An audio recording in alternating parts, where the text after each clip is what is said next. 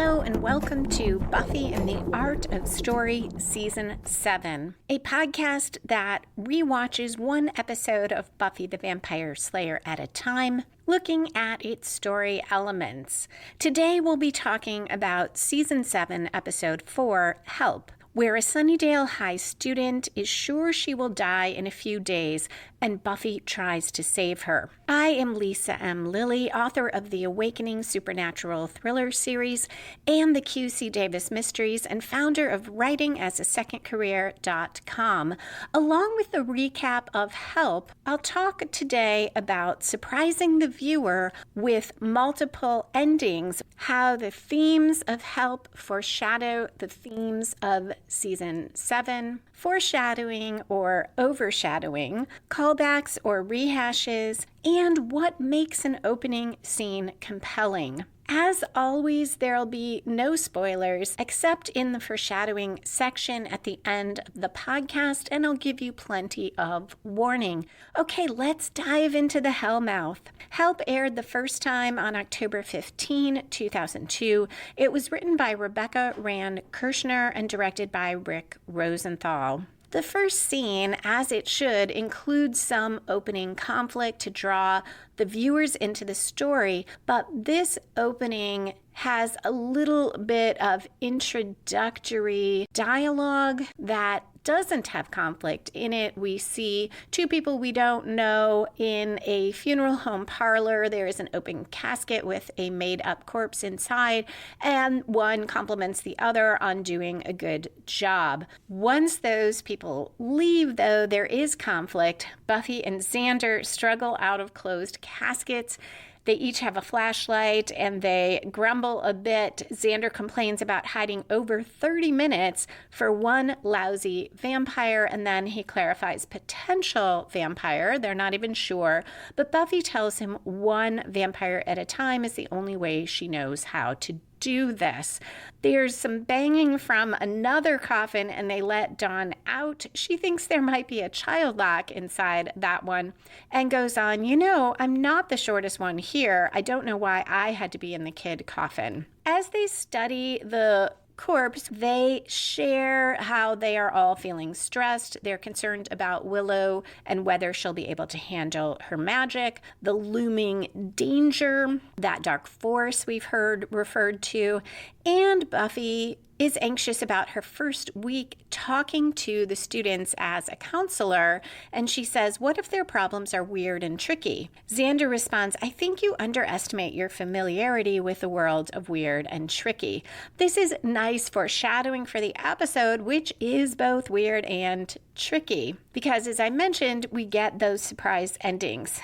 They examine the corpse. Xander thinks the woman is possibly really dead, but then she opens her eyes. Buffy quickly stakes her, says she always thought closed caskets were more tasteful, and shuts the coffin. And we go to credits at 2 minutes 40 seconds. This is not one of my favorite Buffy openers, and it's not just that we get that preparatory conversation that doesn't really have conflict, because that happens pretty quickly. It sets the scene for where they are. But some of the conflict is just our characters saying, hey, I feel stressed about this. Well, I feel stressed about that. It's not conflict among them. And it's a little bit less interesting than when we start with an ongoing current conflict. We do get a bit of that with Dawn trying to get out of the coffin. The challenge with that is it both doesn't quite work for humor or for conflict, because there are plenty of other coffins Dawn could have hidden in. There's no reason at all she needed to be in the child coffin. Whether I noticed that on first watch, I don't know, but I probably did because the room is full of closed coffins. So a couple things there. If you're writing, ideally, if you do need to recap things for the reader, you want to try to do that just a little bit later. If the reader doesn't need to know things in that very first scene, you could skip them. This could have been an even shorter opener, and that info could have been woven in later.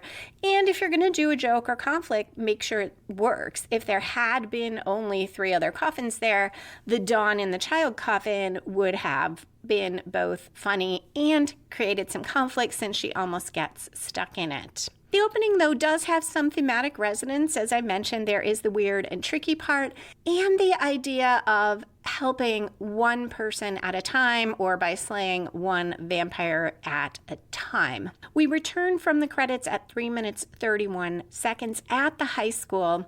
Buffy is in the administrative offices at her cubicle. It's very sunny, and she sharpens her pencils. She looks a little concerned that maybe no one is going to come in to see her, but a girl walks in just as Buffy is struggling to make that pencil sharpener work. The girl says that Mr. Miller sent her, and she's not sure why, but it may be because this guy was picking on her. And this is Amanda. We'll find out her name later.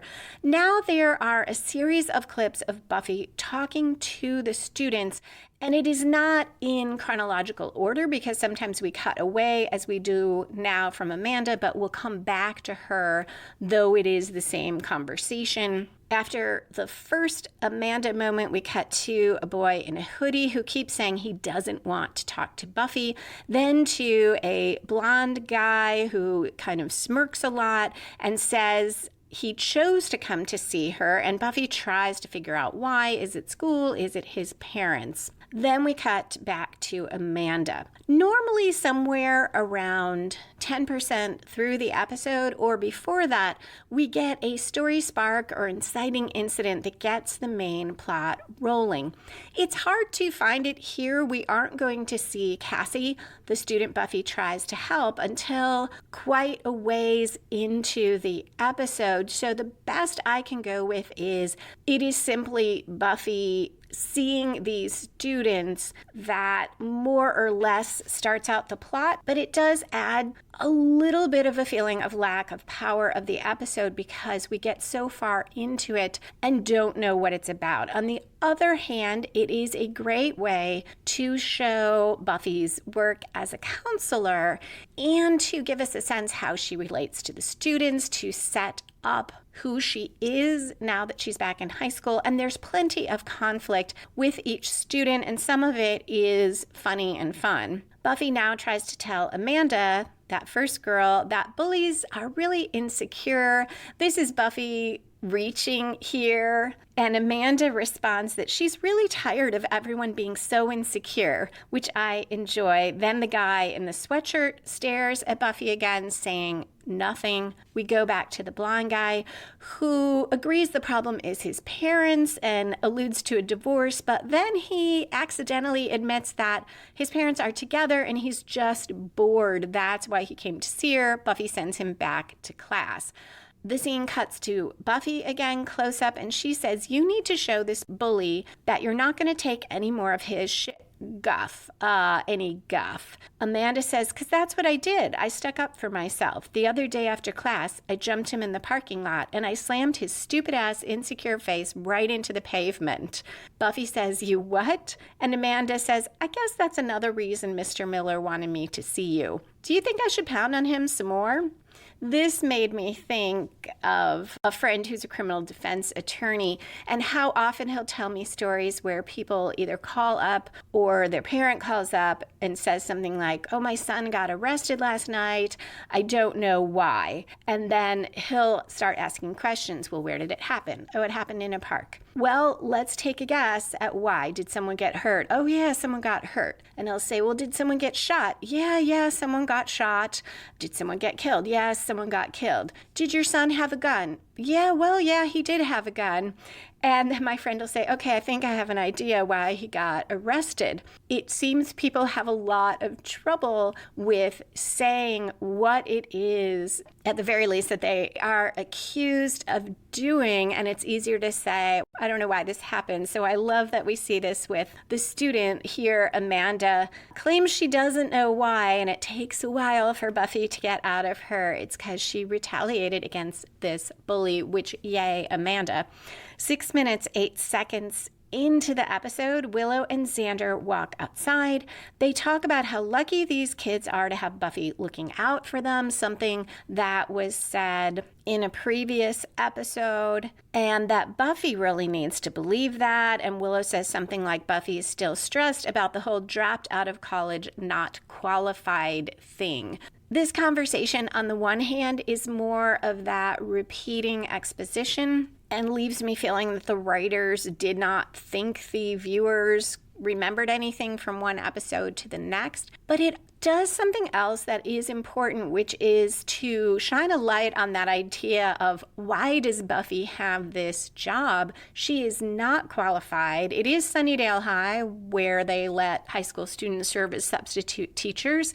So maybe no surprise there. I might have actually liked Willow calling back to that. Would have been a fun callback and would have shown how there is a history at Sunnydale of letting people do jobs they are not qualified for.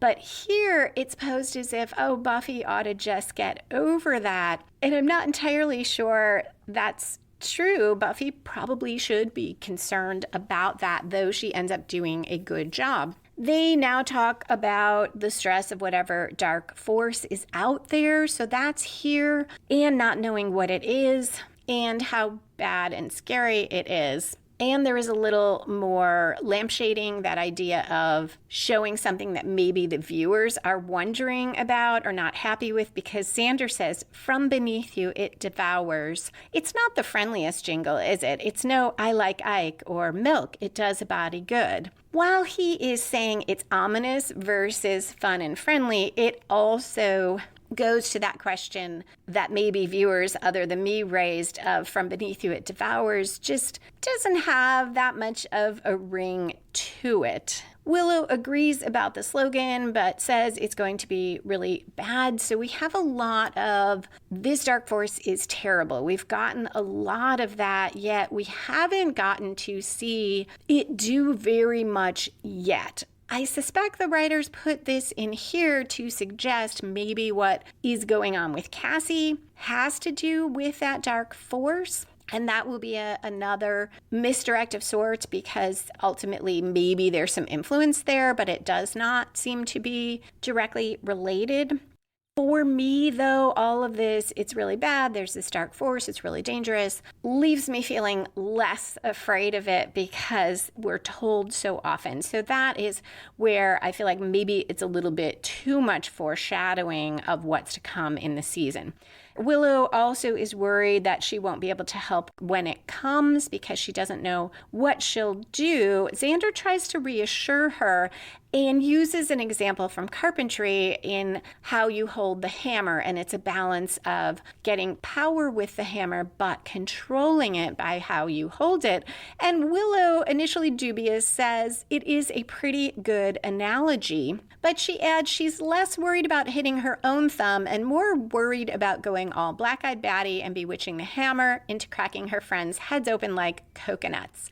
More reminders of last season, more foreshadowing. Xander asks if she's sure she's ready. Much as I could do without some of the rehashes, I like this line because we think it's about what they were just discussing, and instead, a pan back reveals they've been walking in a cemetery. At 8 minutes 38 seconds, Willow puts rocks on Tara's tombstone, kneels by the grave, and says, "Hey, it's me." I like that we infer what she says to Tara. The rest of whatever she says, we don't hear it. And maybe that's why we got that conversation with Xander, because we can guess some of what Willow will share with Tara.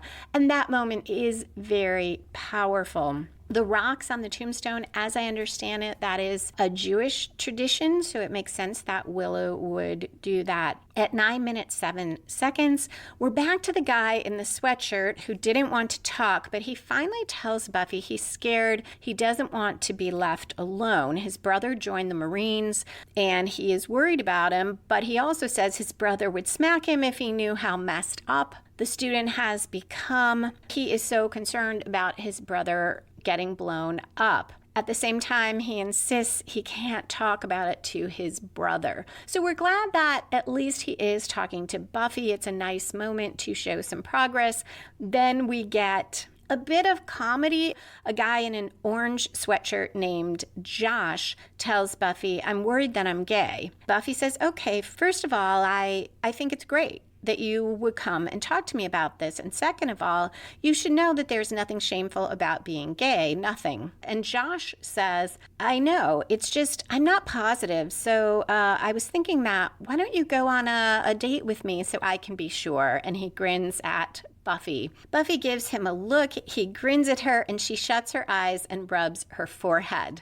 We have a close-up on her, and she looks up at 10:27 and starts talking. We don't see the student, but it's clear Buffy's talking to someone different because she says, "It sounds like it's difficult for you, like maybe your sister makes it hard for you to establish your own identity. You said she's controlling. She doesn't let you make your own decisions." We cut to Dawn, who has the perfect expression of annoyance and looks as if she is talking to a counselor other than Buffy and says, "Yeah, and she borrows my clothes without asking." And Buffy responds, "I understand. That must be hard." I really enjoy that comic moment. Both of their performances are perfect. And now we get to the first major plot turn, which often comes right around a quarter way through, as it does here. It's at 10 minutes 45 seconds, and Cassie comes to see Buffy. We have not seen her before. She has long hair. Part of it is colored pinkish or maroon, and she isn't doing her homework. That's why she's been sent there. And Buffy tries to empathize with how frustrating high school can be, but assures Cassie that if she can just get through it, she can do all these things. She can go to college or maybe join the French Foreign Legion. Cassie says she won't do all of that and finally says she won't be graduating. Buffy asks why not, and Cassie compliments Buffy's shirt, a white tank top. Buffy tells Cassie not to change the subject and asks again, why won't Cassie graduate? And at 11 minutes 29 seconds, Cassie says because next Friday, Cassie will die, and we will cut to commercial.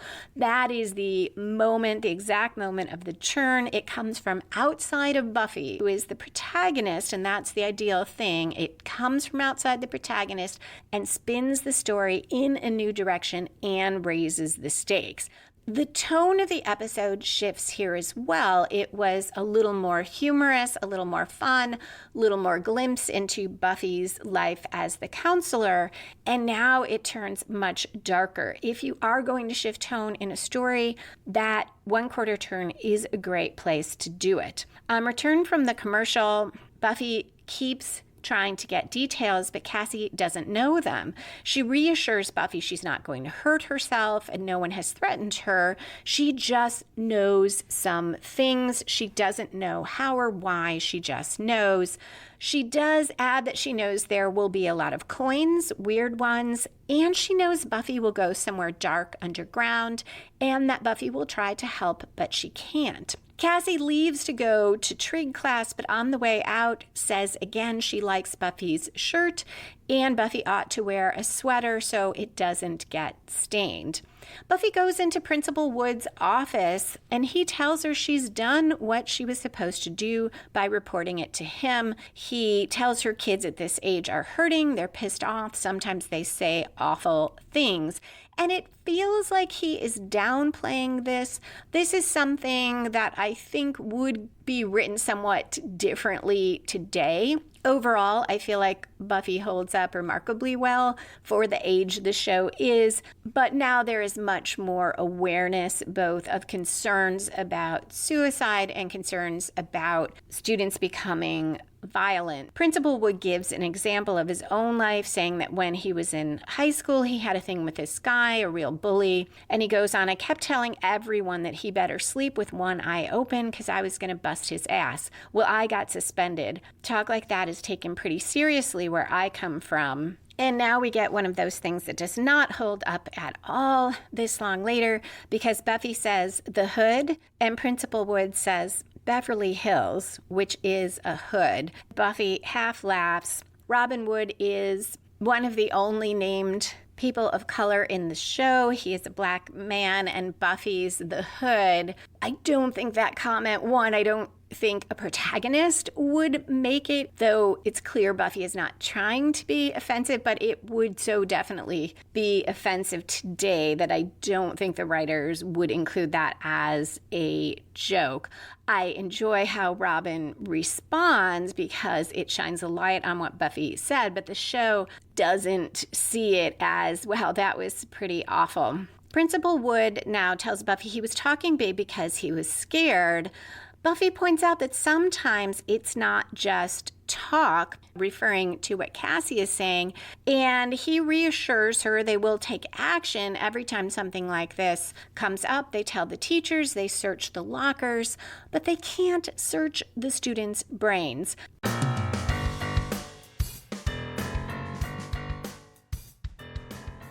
I got a question from my email list for writers about whether the story structure I talk about, not just in this podcast, but in my books on plotting your fiction, works for a memoir. And I thought that might be relevant to some of you if you're thinking about writing memoir. The answer is it depends. If you are writing a memoir, whether it's about yourself or you're helping someone else write theirs, and it is a story of a time in your life where you went through a journey, a transformation, basically where it has a story much like a novel, as many memoirs do, then yes, the structure works really well. And you can see it if you read Eat, Pray, Love, which I read when I was ghostwriting a memoir, a travel memoir. You'll see the 1/4 turn, the midpoint commitment, the 3/4 turn. It follows that structure really well. There are other types of memoir, though, which are more like vignettes, travel vignettes, or if, let's say, it's a memoir of a medical doctor and they're doing vignettes about moments in surgery or moments with patients, you won't necessarily see that structure. Generally, though, you'll still see the book divided up into parts, and often it is split into 2 parts or 4 parts that are roughly equal in length, because readers tend to like some major shift or movement in any longer work, so that it isn't just, let's say we've got a 65,000 word memoir, it isn't just, and here's another story, and here's another story, and here's another story. So you do want some sort of narrative arc there as well, but it won't necessarily follow the plot turns that I talk about here in the podcast. If you're curious, pull a few memoirs that have to do with a transformation by the narrator, and you will see that structure. If you want to be on that same email list, you can sign up at writingasasecondcareer.com/worksheets. When you sign up, you will get story structure worksheets that you can use for your own writing, whether it's a novel or a memoir or a screenplay. You can apply the structure that I talk about here to your own work.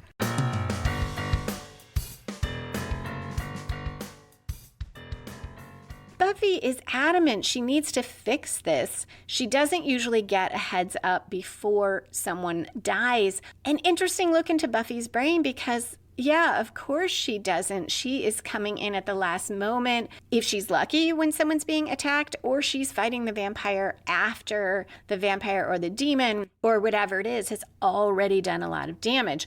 Robin, though, of course, asks what she means by not usually getting a heads up.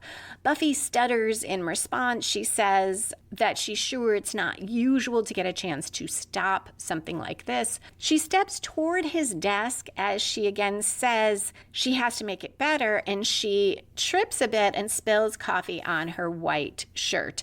Now she is really concerned that Cassie can see the future. And this is where it hit me that Cassie is a Cassandra reference. And I remembered from seeing Agamemnon that Cassandra, made all these prophecies, and they were somewhat vague, or at least they were a little bit hard to follow, but some were clear, and yet regardless, nobody listened to her. While she could predict the future, she couldn't change it. And I looked up why that was, and on brooklynmuseum.org, it says that the god Apollo was enamored of Cassandra. He granted her the power of prophecy, but when she rejected him, he sabotaged the power with a curse that no one would believe her predictions. The story does play with these themes. Buffy believes Cassie to a point and listens to her, but still can't change things. So it's an interesting twist on the Cassandra story. And we'll see the theme of rejection explored here, though ultimately that is not the reason for the danger to Cassie. Buffy appears at Dawn's locker and says she has a job for Dawn. In the next scene, Dawn lurks behind some bookcases in the library, which looks much bigger than the old library, and Cassie is talking to her friend Mike. Dawn overhears Mike ask Cassie to an upcoming dance. She says she told him she doesn't want to go. He is hoping to change her mind. Dawn interrupts. She reminds Cassie they're in ceramics class together, tells her name, and asks about the assignment. Mike introduces himself, but then leaves to study. Cassie tells him he's going to get a B on the test. Cassie is reading Slaughterhouse-Five by Kurt Vonnegut. In that book, the protagonist foresees his own murder. Also very fitting with the themes of this episode. Dawn asks Cassie what class she's reading it for, but Cassie says it's for herself. She stopped doing her homework and just reads what she wants. Dawn thinks that's cool, but her sister would never let her get away with it, and Cassie says, "Summers, hey, are you the counselor's little sister?" And Dawn responds, "No, she's my sister." Something as the little sister in my family I resonate with. Cassie says Buffy is really nice. She just saw her this morning, and Dawn asks what about. It's an awkward moment, and Dawn apologizes for prying, then switches to talk about how cute Mike is and are they going to the dance. Cassie jokes that he asked her 105 times, and she said no 106. When Dawn asks why she won't go with Mike, Cassie says she can't. She won't be around that night. At 17 minutes 51 seconds, the scene cuts to the Summers home. Buffy and Willow are looking at Cassie's school records and, weirdly, her medical records, which Buffy says the doctor already sent over. Something I don't think you would see even in a fantasy show today if it's in any way based in reality. Though Willow might well be able to hack in to medical records online. Cassie was doing great in school. There's nothing significant in her medical records, but then everything changed and her grades dropped. Willow now asks Buffy, "Have you Googled her yet?" And Xander says, "Willow, she's 17, because he doesn't know what that means. Because when this was made, Google was not commonly used as a verb. I'm not sure that many people used it as a search engine. So that is another thing that is a bit dated. It's also kind of a creepy comment as well. Willow searches Cassie's name and finds her website on the computer. There are a lot of poems on the site. Some of it refers to dirt and coins and bugs, but Willow's not so sure it's a bad sign, and she says, a lot of teens post some pretty angsty poetry on the web. I even posted a melodramatic love poem or two back in the day. And Xander says, love poems, and he looks very flattered. Willow now looks at him and says, I'm over you now, sweetie. Dawn walks in the midst of this. Willow then finds something about Cassie's dad online, but Dawn interrupts to say she has it all figured out. It's about Mike asking Cassie to the dance and being rejected, and no one likes rejections. Willow, though, says Cassie's father has drunken disorderly charges against him and charges for disturbing the peace. Buffy pulls his address, and as they leave, Dawn says, guys, I'm telling you, I'm liking Mike Helgenberg for the perp. Let's collar him before he lawyers up. We're now approaching the midpoint of the episode, and typically there we see the protagonist make a major commitment to the quest or suffer a major reversal or both. And at 20 minutes, 21 seconds, Buffy and Xander ring the doorbell of Cassie's father. He doesn't answer right away, and Buffy comments that Buffy the Vampire Slayer would break down the door. Xander asks her what Buffy the Counselor would do, and Buffy says, wait. A nice way to highlight Buffy trying to step into this different role and not feeling that confident about it. Something that we can all identify with, I think. You may feel very sure about your skills in one area, but in a new situation, it's hard to call up that same level of confidence.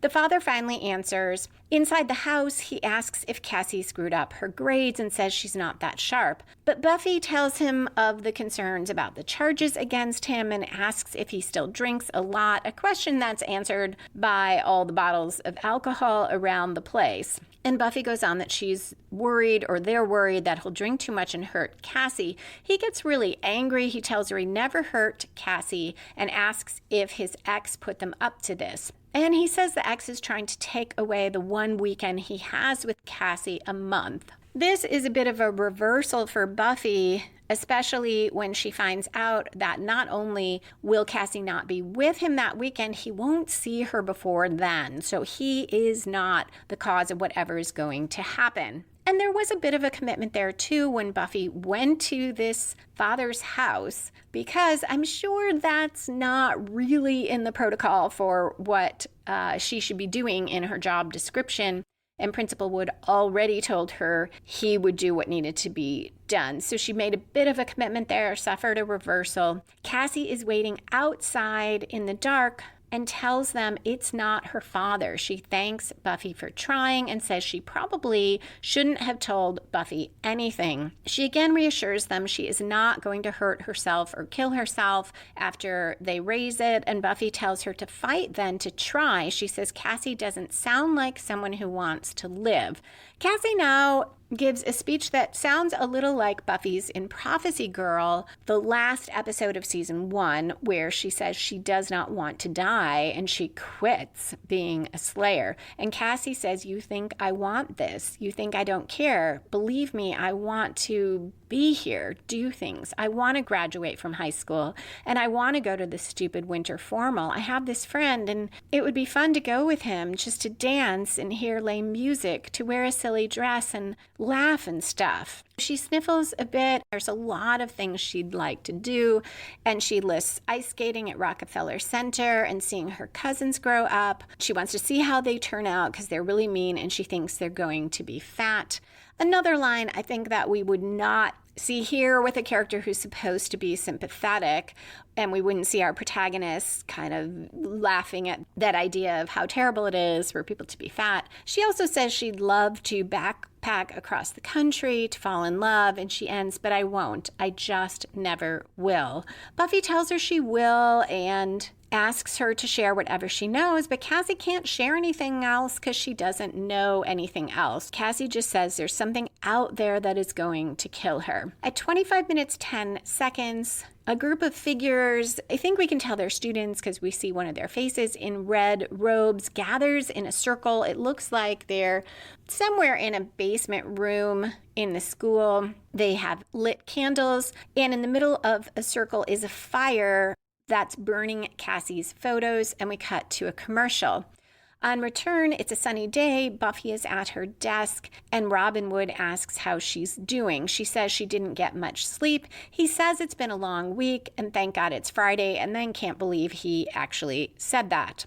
He leaves, and Buffy reads a poem from Cassie's site, and the scene cuts so that the poem is a voiceover behind a couple montages, and it changes to Cassie's voice on the line, and children laugh like death. We see Cassie outside with her friends laughing a little, Buffy, Willow, Dawn, and Xander researching, looking at photos of Cassie. Cassie in her room writing, and there are lots of drawings and paintings that she probably did on the wall behind her. At 27 minutes, 16 seconds, Buffy goes to the school basement to find Spike.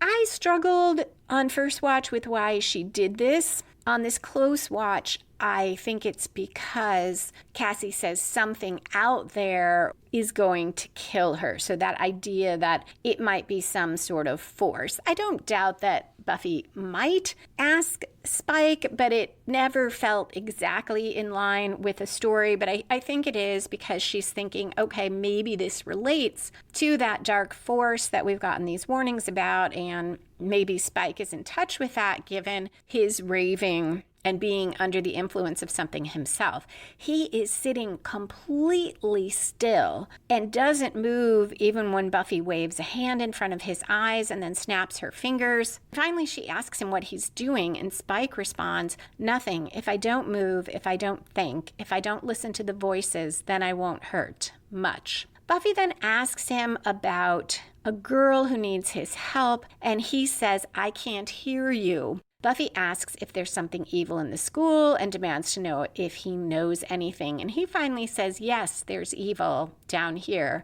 right here. I'm a bad man. William is a bad man. I hurt the girl. And he starts punching himself. Buffy stops him and asks what he did, thinking he might be talking about Cassie or someone else. But he says, I hurt you, Buffy, and I will pay. She tells him no, she's talking about a different girl, Cassie Newton. And does he know anything? But he shakes his head. Last week, we saw Willow over quite some time being flayed alive, much as she flayed Warren, although that was in an instant, but Willow goes through quite a while and a lot of pain. And I mentioned that at least one essay commented that this was Willow having to be punished for what she did. And here, and we've seen a bit of this before, Spike is punishing himself for what he did. He feels deep guilt. Buffy can see that, and the viewer can see that. And I wonder if this was deliberate as a theme, that the characters who did these things that were the most evil in season 6 have to have some sort of punishment in addition to showing that they have changed and that they regret what they did. Buffy realizes Spike doesn't know anything. She is ready to go, and he says, don't leave me. Stay here and help me be quiet. And Buffy says, I think it's worse when I'm here. I like that moment of real vulnerability from Spike, and Buffy's response is understandable. It's really hard for her to know if she's making things better or worse for Spike, but she is clearly hoping that he's not punching himself when he's there alone. In the hallway upstairs, Principal Wood is having someone open each locker to search it. That's in the background, and Buffy confronts Mike. He is unhappy and a little irritated, but only because he got a B on the test, something that the audience knows Cassie predicted earlier. Buffy asks if he gets mad a lot. She says she heard he can't get a date for the dance. There's a somewhat funny moment where he says something like, well, I know you're a counselor, but this is kind of weird that you're asking me this, but he finally says it's no big deal. He has a friend he wanted to take, but she doesn't want to go with him. And then he changes the subject and says, you're Dawn's sister, right? And Buffy says, that's right. Dawn is my sister. And Mike says, that's so weird. I was just thinking about her. I was thinking if, Cassie won't budge, maybe I'll ask Dawn. And Buffy says, you aren't mad at Cassie with her rejecting you like that? And he says, nah, she's a girl, right? Making boys crazy is like her job description. He's definitely joking, so this line doesn't come across as misogynistic as it probably would in a story today. Buffy now becomes indignant, not at that line, but as it sinks in what he said about Dawn, and she says, you're asking my sister to the dance, and she's your second choice? And at 3 minutes, 17 seconds, a bunch of coins fall out of one of the lockers. Buffy says to Mike, I'm keeping an eye on you, and then goes over to the locker, picks up one of those coins, and stares at it and checks the locker number. We're now around 3/4 through the episode, this is where typically we see that last major plot turn.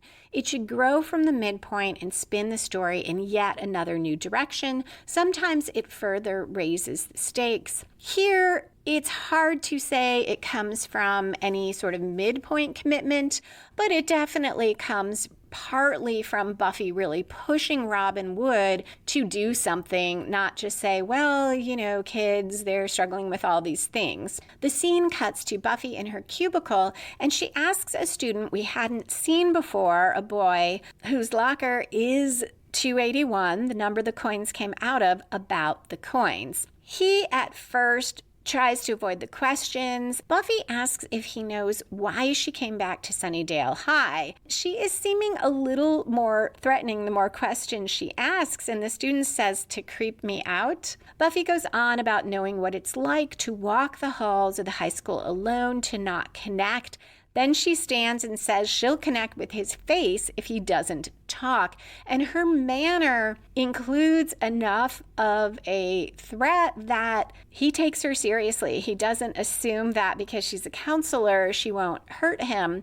Buffy continues a little bit less threatening, but just as adamant that a girl could die. He finally tells her these guys he knows want to mess with Cassie. They've got a plan. It's unclear if he knows the whole deal, and we don't know what all he tells Buffy because the scene cuts to Dawn and Cassie. We're at 33 minutes, 26 seconds. They exit the school on a sunny afternoon. Dawn wants to walk with Cassie after school. Cassie reveals she knows why Dawn is being so friendly, that Buffy asked Dawn to pretend to be Cassie's friend. Dawn admits that yes, she and Buffy are worried about Cassie, but she wasn't pretending. And Cassie is super nice about it. She agrees that of course they are friends. She doesn't think Dawn was pretending about that, but warns her that Cassie is smarter than Dawn might have thought. One of those students Buffy talked to earlier, the blonde guy who just came to see her because he was bored, joins them. His name is Peter, and Cassie tells Dawn no matter what happens now, it's not Dawn's fault. Dawn's a little confused, but she's distracted by Peter, who asks Dawn if anyone has asked her to the winter formal yet. Dawn is flattered and says not exactly, and then Peter laughs at her and says he was just doing a poll, and he points at her, mocking her, and leaves. When she turns to say he's such an ass, Cassie is gone.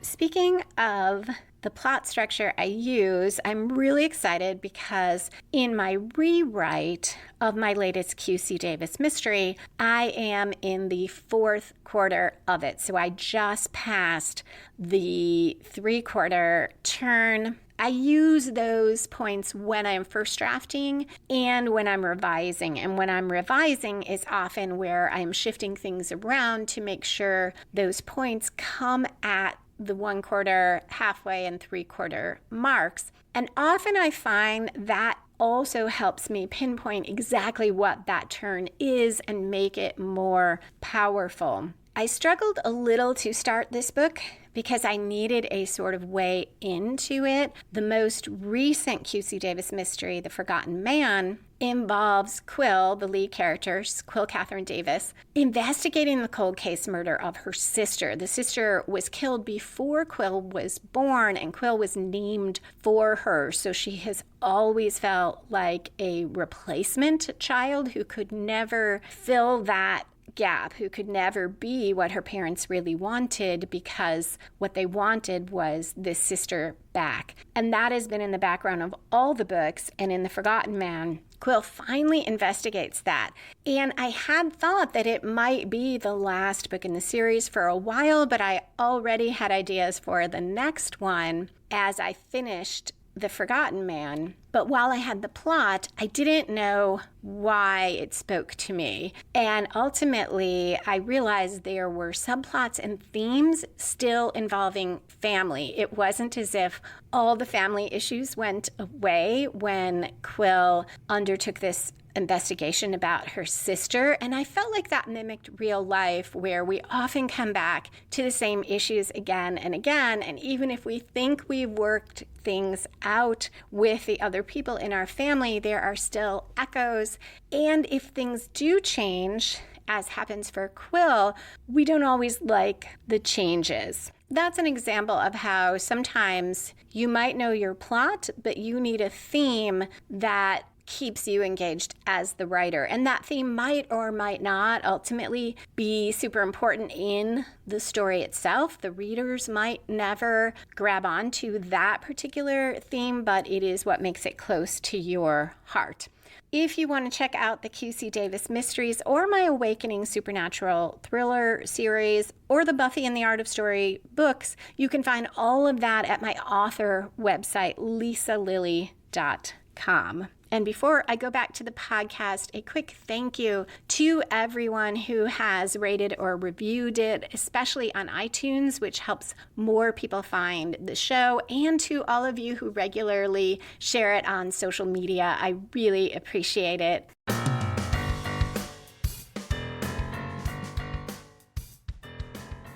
At night, in that same room that I think is in the school basement, red-cloaked students are gathered again in a circle. It looks like it's all boys, though we don't see all their faces. There's a circle of coins with a meat cleaver in the middle. Peter is leading the group.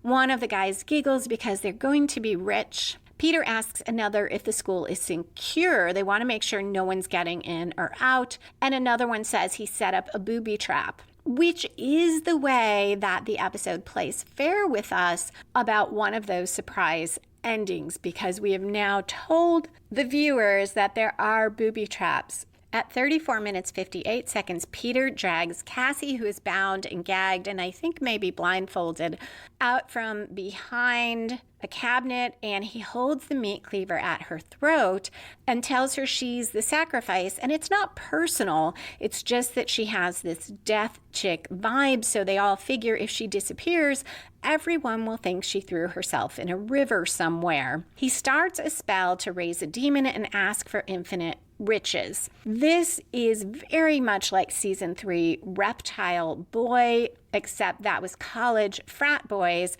who did this every year. They raised a demon, they sacrificed college girls. I think they had to sacrifice 3 of them and became very wealthy and kept families wealthy for generations doing that. So I guess times change, and now the kids are starting this in high school. At 35 minutes 55 seconds, Buffy takes off a red hood and reveals herself. The others had no idea she was there.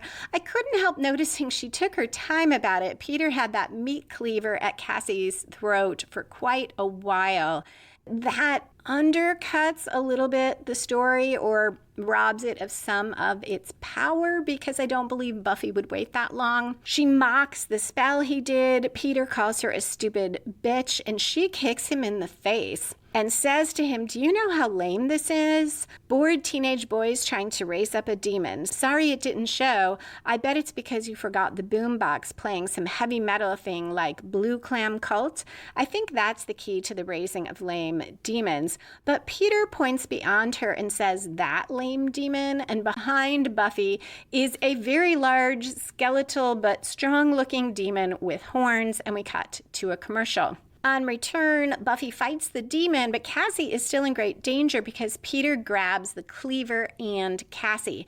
At 37 minutes 24 seconds, Spike emerges with a flaming torch. So this is the climax of the episode, or at least it begins it, where the opposing forces have their final confrontation and resolve the conflict. And we will get a false resolution here because we think that Peter and his group of reptile boy wannabes are the real danger to Cassie, and that Buffy has to fight them and fight this demon. The demon is stamping on Buffy when Spike emerges with that torch. She gets out from under, takes the torch to fight the demon, and tells Spike to help Cassie. He punches Peter despite that it gives him a really bad headache both times. He howls in pain, grabs his head, but he keeps a hold of Peter. And for a moment, it looks like he's going to use the cleaver on Peter, but he doesn't. Instead, he lets him go and cuts Cassie's bonds. At 38 minutes, 1 second, Buffy fries that demon with a torch. It feels like this is the end of the climax and that we are now in the falling action, the part of the story where the writers tie up loose ends, resolve subplots, and move along season arcs. But this is a surprise ending that we get now. And there will be a couple surprises. First, we get what does seem like falling action because Cassie looks at Spike and says, "She'll tell you. Someday she'll tell you." Buffy joins them to help Cassie. Spike is shaken by what Cassie said and he leaves. Now we get that first little surprise where the demon is not really dead. Peter crawls toward the fried demon, begging for his reward. Where is his money? And the burned demon, with a last gasp, bites Peter and then explodes into dust and chunks of dirt. This feels like that last little jump scare, that little extra thing we give the reader where we thought it was resolved, and now there is one more last gasp of the antagonist. So now we're really sure we're in falling action. Buffy helps Cassie out of the room, and Peter says, help me, please, I'm bleeding. Buffy says, sorry, my office hours are 10 to 4. They step into the hallway, and now that booby trap that was mentioned earlier activates. Buffy tells Cassie it's all okay now. She hopes Cassie's not too disappointed. So she's saying that, and then an arrow flies at Cassie. Buffy catches it mid-air and saves her again. So once more, we've had a surprise ending. It's not over yet. There's this one more danger. And you can do both of those because one we've seen in the past. Demons do sometimes have that last gasp that's been set up in other Buffy episodes.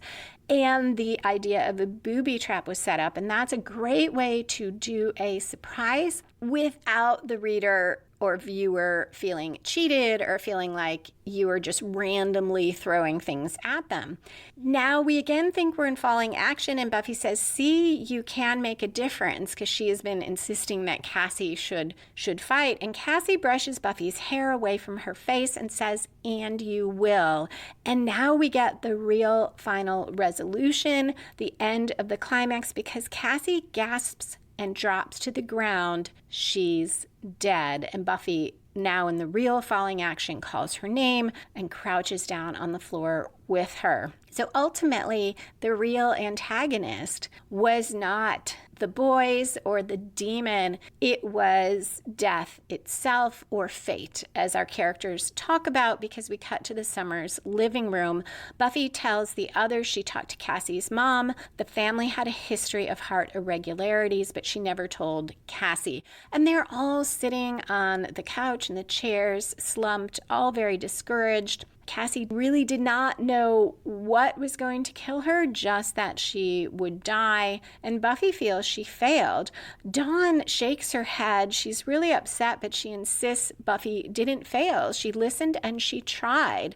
Cassie died because of her heart, not Buffy, and because of Buffy, Cassie became Dawn's friend. Dawn says, I guess sometimes you can't help. Buffy responds, so what then? What do you do when you know that? When you know that maybe you can't help? The scene cuts to the high school the next day. It's sunny again. So this is a bit of a bookend to the first scene after the credits, when Buffy walked in on a similar day and sat at her desk waiting for students sharpening pencils. Now Buffy hangs her coat. She sits in her cubicle. She opens another file, but then she closes it and folds her hands and sits at her desk waiting for someone else to come in. And that is the end of the episode. I did struggle with this ending. I'll talk a little more about it in foreshadowing. The idea that we had this whole episode where Buffy does all these things and she can't save Cassie because, as with her mother, this is a death that is not about the supernatural. It's not about monsters, and Buffy cannot fix it. And we end on that note.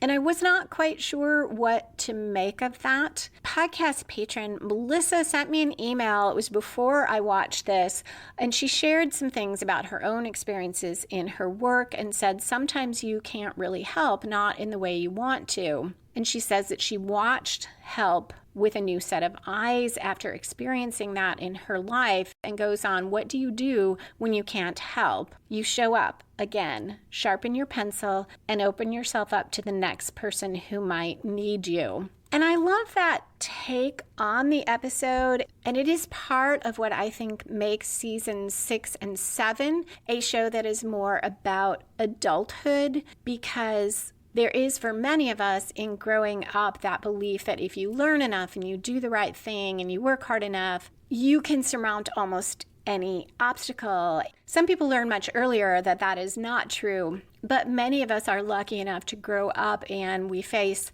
difficulties but retain that belief that, oh, but there's always something that you can do. And there is that shift in adulthood where you recognize that you can make your best efforts and you can try to help someone, whether that's your job, it's your friend, or you're doing it as part of a volunteer thing, whatever it is, that sometimes you can do all the things and you cannot help. It is just the way things are. And there is a lot to be said for being able to keep going forward and not say, well, there's just no point. Why would I keep trying? Because it doesn't always work. And say, yeah, it's one at a time. As Buffy says in the beginning, she only knows how to do this one vampire at a time. And in school, it's one student at a time, and be able to say, yeah, there will be times when I can't help, but it doesn't mean you don't try. And I think that's why Dawn has that, but you did help in these ways, and you were there, and you listened, and it matters, even if in the end she couldn't save Cassie from death. And it also matters because she will keep going. What do you do, as Melissa said, when you can't help? You get ready for the next time and keep working at it and hoping that this time you will be able to help. I really appreciate that comment. It helped me make some sense out of that theme in the episode. So that is it for this episode, other than foreshadowing, which does include spoilers. If you're not hanging around for that, thank you so much for listening, and a special thank you to patrons who support the podcast. I hope you'll come back in 2 weeks for season 7, episode 5, Selfless, where Anya grants a gruesome wish and Buffy must deal with the results over her friends' objections.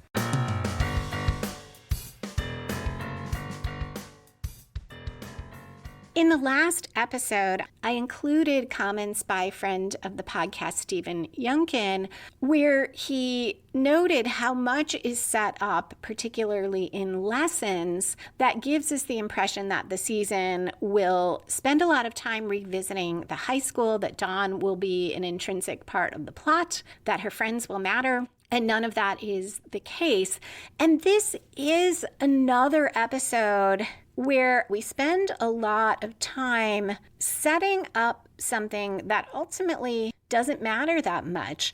I enjoy Buffy's interactions with the students here, but really quickly we are going to entirely shift the narrative, and Buffy's interactions with the students will matter pretty much zero. Next episode is Selfless, which is all about Anya and how she kills these young men, and Buffy goes after her to kill her, to stop her. So that is unrelated to high school. After that will be Him, which is a high school-based episode where Dawn falls for this football player. So that one revolves around high school and comments on it. After that, I do not think any of the episodes really need the high school. We'll find out that Amanda, who we saw first in this episode, is a potential slayer. So there's a great episode that involves her and Dawn, and they do break into the high school, but it's something that could have happened pretty much anywhere. Most of the episode is not at the high school. The high school is not intrinsic to the plot. Buffy being a counselor only is significant in that it brings her into the orbit of Robin Wood, who it turns out is the son of a Slayer. Now, maybe I'll be surprised as I go through and Buffy's work as a counselor will make a difference in some way that I don't recall.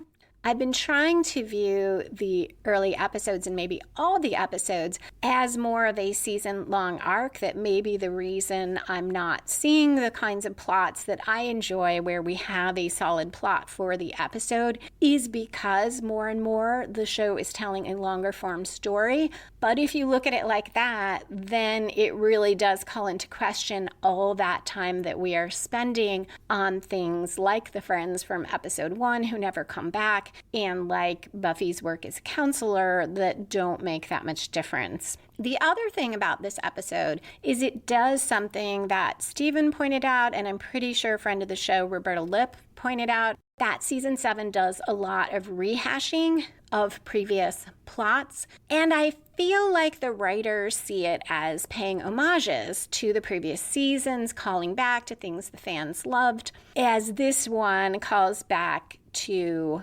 Reptile Boy. And him will directly call back to the Love Spell episode. There is foreshadowing of the potential slayers. I don't think it's an accident that in the funeral home, Xander talks about, we spent all this time waiting for this vampire, and then says, oh, potential vampire.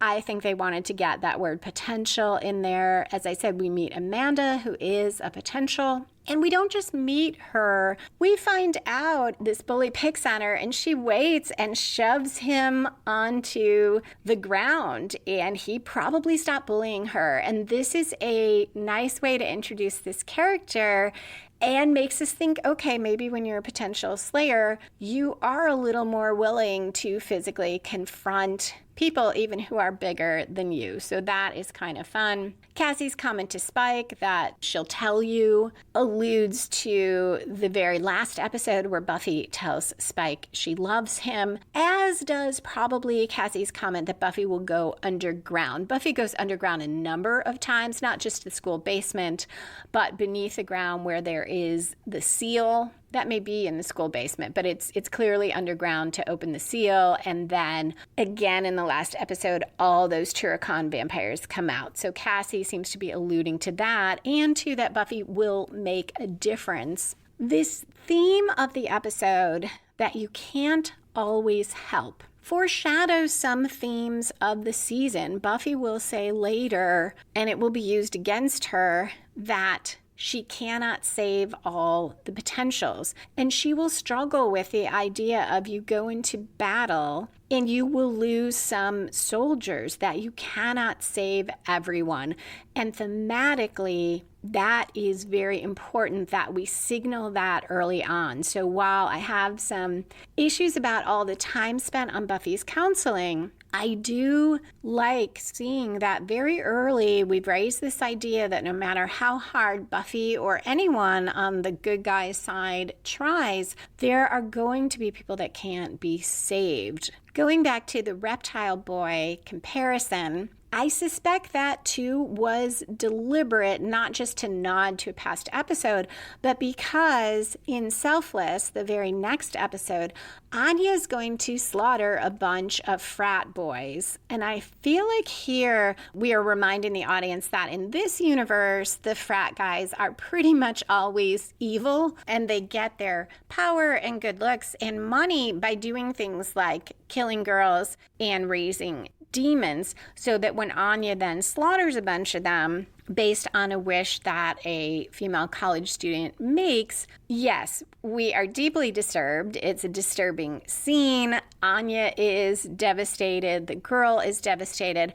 But we do have a certain amount of, maybe sympathy is the wrong word, but understanding of how Anya could go there. It's also very personal to Anya because it reminds her of what Xander did to her. But we're adding to the idea of frat boys are pretty awful. It doesn't warrant slaughtering all of them. We don't have any sense that those frat boys are raising a demon, but it does add some context that is never said, I don't think, in the episode itself that may influence Anya, or at least the young woman who makes the wish. That is it for foreshadowing and for this episode. Thank you again for listening. Come back in 2 weeks for season 7, episode 5, Selfless, where, as de Hoffren says, Anya slaughters an Abercrombie and Fitch catalog and Buffy confronts her, ready to kill.